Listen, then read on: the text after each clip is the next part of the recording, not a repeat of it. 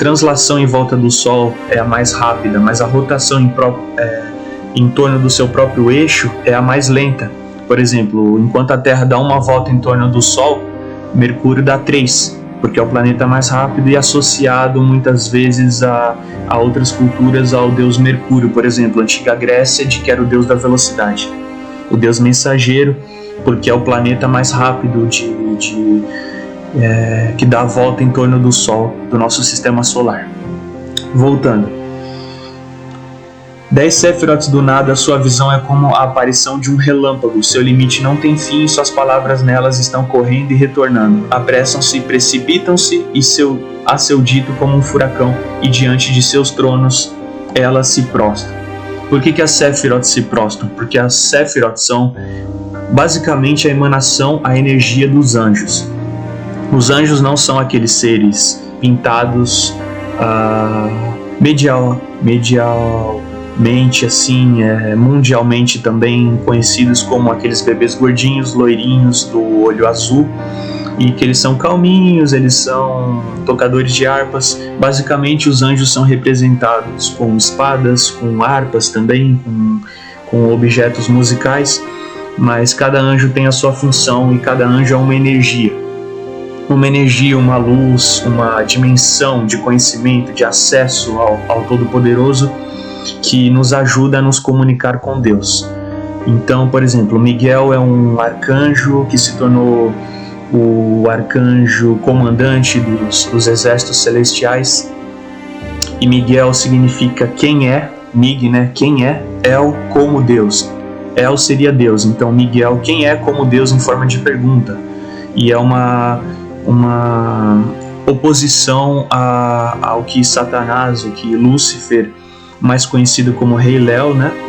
Ele é... porque Rei Léo é em hebraico o nome dele. Então é uma oposição ao próprio Satanás, que queria ser como Deus. Então Miguel foi quem travou a batalha contra Satanás. Raziel tem outros significados, Camael tem outros significados, Zadkiel tem outros significados.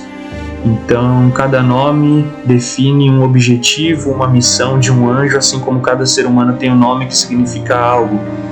Ou alguém que faz uma tatuagem no corpo coloca uma tatuagem muitas vezes com um significado. Voltando. Por que a aparição de um relâmpago?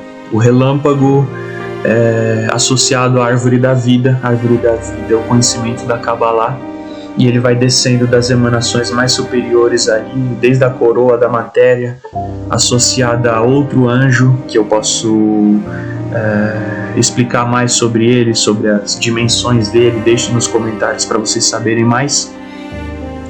E conforme vão descendo as emanações, desde a esfera mais iluminada até a mais terrena, que é a nossa, é como se fosse propriamente um relâmpago, ou a espada flamejante. Para quem não sabe, Jesus Cristo é uma das referências do nome dele, principalmente no livro de Apocalipse, é o cavaleiro do cavalo branco da espada flamejante.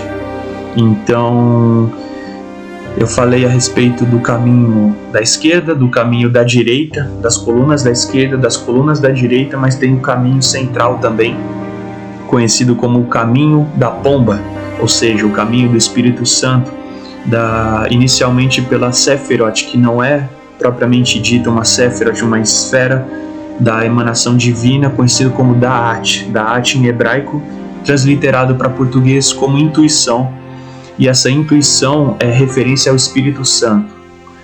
Como, por exemplo, quando nós percebemos alguma coisa sem realmente sabermos o que é, sem sabermos do que se trata, sem estudarmos algo, como se fosse um sentimento, mas não é só um sentimento, é um sentimento baseado numa intuição, ou seja, um entendimento, é um pensamento, é um sentimento baseado numa intuição, como se nós já previamente soubéssemos de algo antes mesmo de virmos a saber ou a estudarmos aquele assunto. Isso é conhecido como intuição, e isso é uma das emanações, é uma referência associada ao Espírito Santo de Deus, também conhecido como caminho da pomba. No próprio livro da Bíblia, quando Jesus Cristo é batizado, ele é dito que o Espírito Santo desce para ele como em forma de uma pomba. Então isso também é uma referência a esse estudo da Kabbalah. Voltando, capítulo 1, versículo 7, onde tínhamos parado. 10 Sefirot do nada, seu fim está contido em seu começo, e seu começo no seu fim, como a chama em uma brasa incandescente, porque o mestre é único, ele não tem segundo. E antes do o que você conta?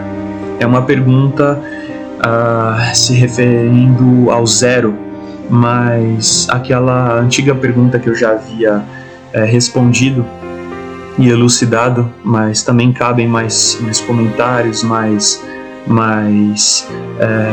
pensamentos a respeito disso, e é uma verdade única, de que antes do o que vem é o zero, mas o zero é nada. Então é preciso ter um primeiro para que tudo venha depois. Então depois do vem o 2, o 3, o 4 e por assim por diante. Mas também existem os números negativos, por exemplo. Porém Deus antecede todas as coisas. Então, segundo a nossa métrica, o nosso pensamento limitado humano, a gente sempre tenta dar origem para o tempo, para o espaço,